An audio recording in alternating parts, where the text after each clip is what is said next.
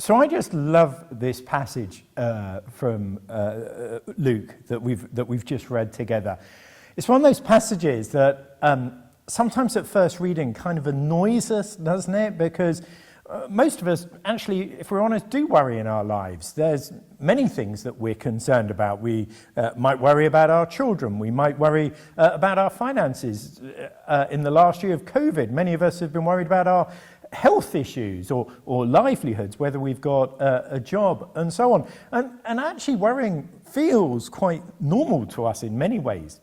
But Jesus is kind of focusing in on a specific set of issues here. And I think that's what I want to kind of unpack together. He begins essentially by saying that, we shouldn't be like those people who don't know God, those people who run after food and clothing and worry about those things. And in many ways, what Jesus seems to be saying is about where do we put our primary concern?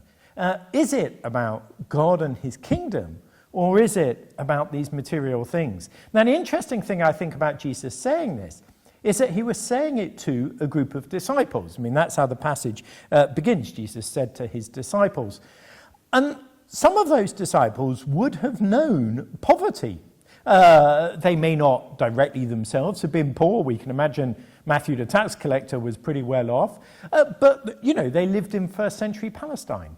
Even if they themselves hadn't been poor, they would have lived in communities that knew poverty, that knew famines, that knew what it was like when the fish, there weren't many fish to get out the lake, or when the harvest had failed. They would have known people, and possibly themselves, have experienced poverty.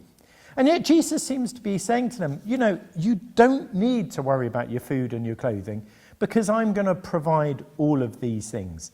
Now, what do we make of that? Well, on the one hand, we could understand it as a promise that if we put God first, every material need we're ever going to have will be met. And at face value, that seems to be what the passage is saying. But I've got to be honest that I struggle a bit with that interpretation. And the reason I struggle with it is simply the fact that in many parts of the world, many parts of the global south, there are faithful, godly Christians who have put God first in their lives, and yet what they've needed materially hasn't been provided. They have struggled to find clean water or a good supply of food. They have struggled to find jobs and maybe even shelter and clothing from time to time.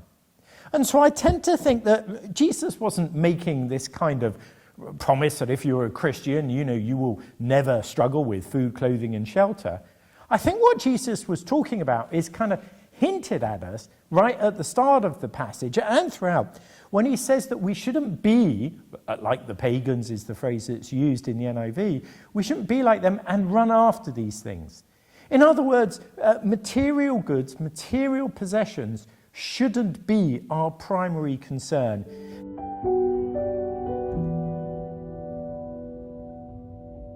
We live in a consumer society, and we know how that consumer society works, don't we? That the adverts are constantly trying to tell us, do you want to be seen with a phone that's 2 years old, or do you want to be seen in last year's fashion? No, you must buy the latest, newest, shiniest thing, whatever it is.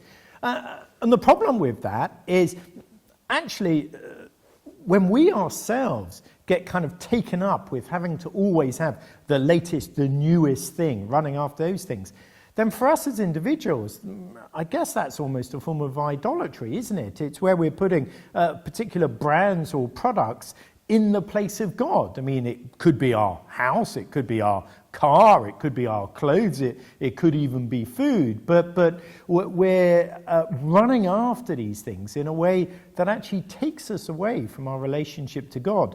But the second problem is that our consumer lifestyles are also doing serious damage to the environment. We know about the problem with plastics. We know that every new product we purchase and consume generates a carbon footprint, and so is contributing to climate change. So I think both for ourselves, to stop ourselves making idols of these consumer goods, as well as the impact on the planet, for both of those reasons, we've got to stop running after things. And I think we do. I think Jesus' words speak to us as much as they spoke to the first disciples.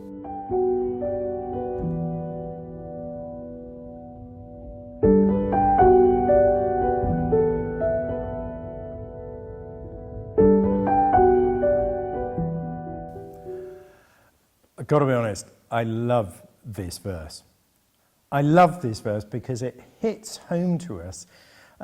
In a way, much of the Bible obviously challenges us, but this one really, really does. And frankly, in my 30, 40 odd years of attending church services, I don't think I've ever heard this verse preached on. And the reason I say that is because one of the places where Jesus says something very similar is actually in that episode with the rich young ruler, where the rich young ruler comes to him and says, "What must I do to inherit eternal life?" Jesus says everything. The guy says that he's fulfilled all those commands since he was a young person. And then Jesus says to him, "Well, sell your possessions and give to the poor." Now, all of us, I suspect, we don't mind hearing Jesus say that in that context, because we can say to ourselves, this was a rich young man. He clearly was obsessed with wealth. It was appropriate for Jesus to say to him, "Sell your possessions and give to the poor." After all, he's wealthy. But what we do is we assume that we don't fall into that category. Jesus isn't talking about us because we're not wealthy. And that's why this passage is such a challenge. Jesus is just talking to his disciples. He's talking to a normal group of believers. These people were definitely not wealthy.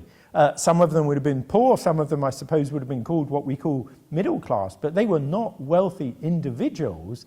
And Jesus says to them, "Sell your possessions and give to the poor." Now, the reason I think this is a challenge for us is because so often in our church life, we rightly emphasize what I call the income tithe. In other words, the idea that most of us get some kind of weekly or monthly income, and we set aside a proportion of that income to give it away to church or charities that we particularly want to support. And that is right and proper. Of course, we should give away a proportion of our income. But that's not what Jesus says in this passage. He says, and those other verses that appeared on the screen, "Sell your possessions and give to the poor." In other words, Jesus is talking here not about an income tithe, but what I like to call a wealth tithe. In other words, taking some of what we have, selling it, and giving the proceeds away. Now, if you think about it, that is far more challenging to all of us, I suspect. The reason it's challenging is because, although we're happy to give away, or at least do give away a bit of our income, we tend to think of our possessions as ours. It's like, well, okay, that's what we've got from the 90% or so that we've kept of our income. But here's the challenge that Jesus is offering us. Sell your possessions and give to the poor. Now, what does that mean in practice? Because I don't think Jesus is saying, sell everything you have. Even Jesus and his disciples, we know, had some possessions. They, at the very least, walked around in clothing that they as a group owned. So I'm not necessarily saying that Jesus is commanding us to give up absolutely everything we have and sell it. But I think what he is implying is that some of what we own, we should, on a routine and regular basis, sell and give the proceeds away. Now, I find that very challenging, but it's something that it seems to me Jesus is asking of us if we're truly going to be his disciples.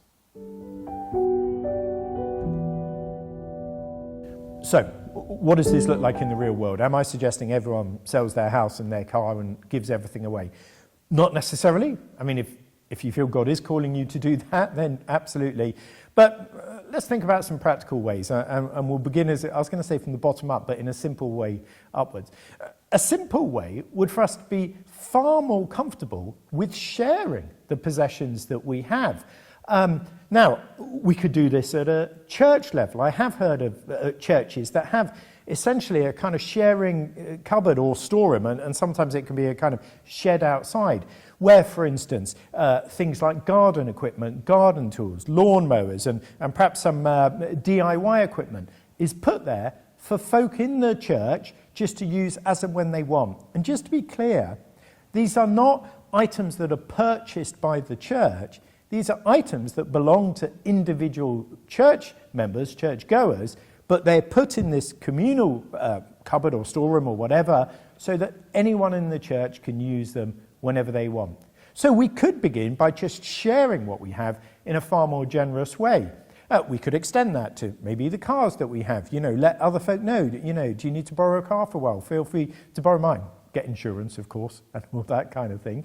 And there are also some secular initiatives around this. There's a UK organisation called Street Bank, a website. You can go check it out, where you can upload and list things that you own that you're willing to share just with people in your community. So this is now taking it outside the church to people that you don't know, and they will upload things they've got.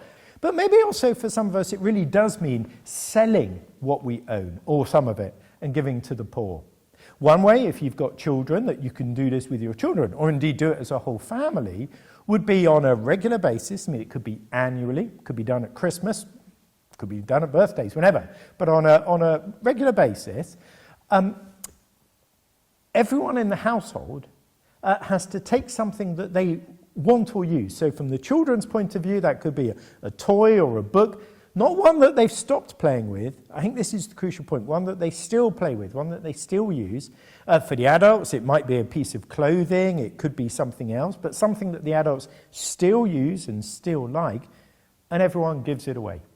And they either just give away the item, or they sell it and give away the proceeds of that to a church or charity or whatever. And that we do that on a regular basis. And of course then, so those are kind of relatively simple ways that we could begin this process of divesting ourselves maybe of some of the stuff that we have. Holding it open-handedly.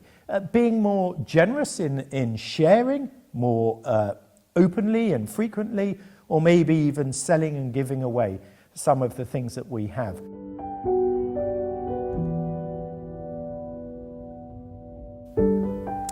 Okay, so the second passage we're going to look at is from the book of Deuteronomy, still in the contemporary English version. Here's what Deuteronomy 14, 28 to 29 says.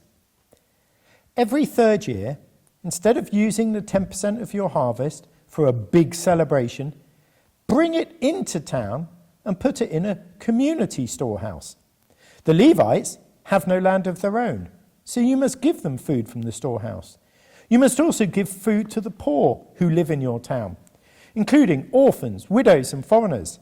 If they have enough to eat, then the Lord your God will be pleased and make you successful in everything you do.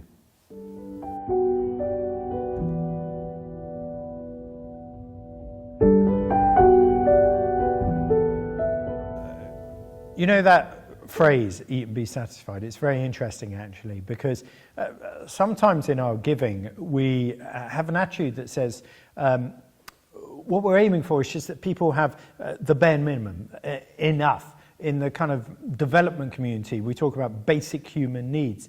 But actually, the phrase eat and be satisfied is a phrase that's used elsewhere in the Old Testament to refer to the land flowing with milk and honey. In Nehemiah, it's a phrase that's used to refer to them eating and being stuffed. So the sense is not that this is just a bare minimum. The sense is that we need to give in such a way that those who are receiving what's given are stuffed, that they have plenty, that they have an overflowing, actually, of what they need. And that's a real challenge to us in the kind of levels of giving and generosity that we might be engaged in. Because so often, if I think about our benefit system, if I think our attitude to international aid, the amount that we give is really not even the bare minimum. Sometimes it's less than that. I think the challenge for us is simply about how we look at our income and our wealth. We do have, I know I have a mindset that says, I'm going to give away a portion, but the rest of it is mine, to do with whatever I want. And I think what I find in the verses that we've looked at is that God is instead saying to me that I need to hold what I earn and what I have with an open hand. Open hands that says, yes, God wants me to enjoy life, and I have food, clothing, shelter, a house and a car. I have those things. But God is also saying to me that when he comes calling and says, Justin, can I have some more of that income? Can I have some more of that wealth? that my open-handed attitude is one which means I'm ready and willing to give it away. That I'm not thinking, this is mine to hold on to. I'm thinking, this is God's. He's given it to me for now to use. But if God also wants me to give it away, sell it and give the proceeds away, then I need to be willing to do that.